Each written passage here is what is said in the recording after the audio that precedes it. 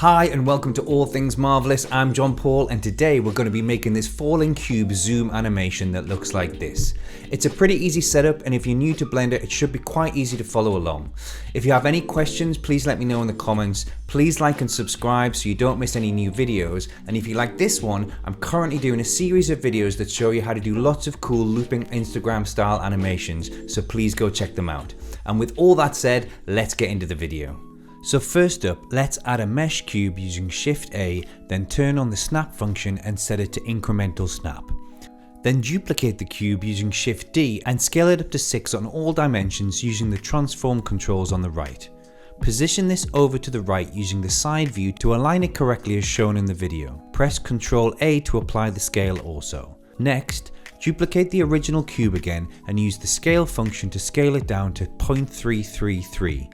Then zoom in on the viewfinder until the incremental snap function allows you to align the cube exactly to the left as shown in the video. Okay, cool. We have our basic setup for the zoom function.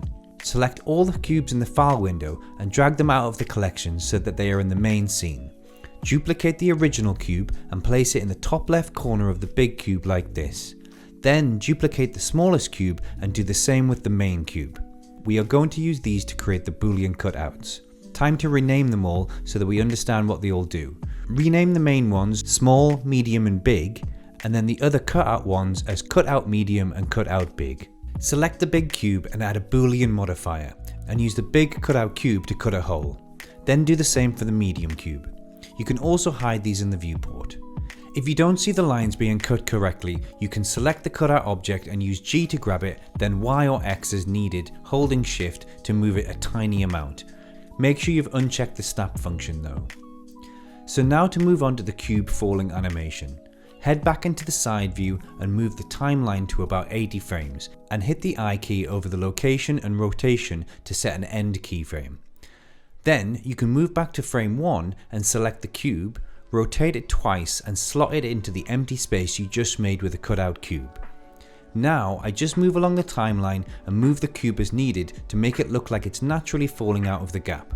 As you can see, this just takes a little trial and error in getting the feeling right, and I use the graph editor to make sure that it falls and lands like I want it to. Next, I add a plane and scale it up to create a floor, making sure to hit Ctrl A to apply the scale all the time.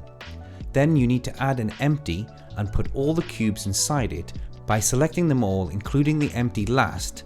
Then hit Ctrl P and select Object and keep Transform. From here, I line up the camera angle the way I want to see it and change it to orthographic view. Then use its transform controls to dial in the exact angle and distance from the cubes as shown in the video. The next thing to do is use the empty to control the scaling of all the objects. On frame 1, add a keyframe to the scale and location of the empty. Then on frame 250, put the scale to 3 and use the empty's location handles to align over to the left so that the small cube lines up to where the middle cube once was. You will need an even bigger cube also that starts with them all. So to do this, I duplicate the largest cube and I unparent it at frame 250, then go back to frame 1 and reparent it back into the empty so that now it scales with everything else. Okay, so now we should have a looping animation of a cube falling and getting bigger each loop. Now we can apply both of the booleans and delete the cutout cubes. Select the animation frames of the empty and change them by right-clicking to linear interpolation mode. To smooth out the jump or rushed beginning, we are going to make 2 more keyframes on the scale and location and play around with them by moving them slightly to the left to smooth out the animation movement like this. Okay, great. All that's left to do is dress the scene. I put in an HDRI in the background environment and scroll through a few options for the cube surface. This will work best with a flat color with no texture on it. And there we have it, a looping and scaling animation for you to play around with and hopefully a technique you can use to make your own versions.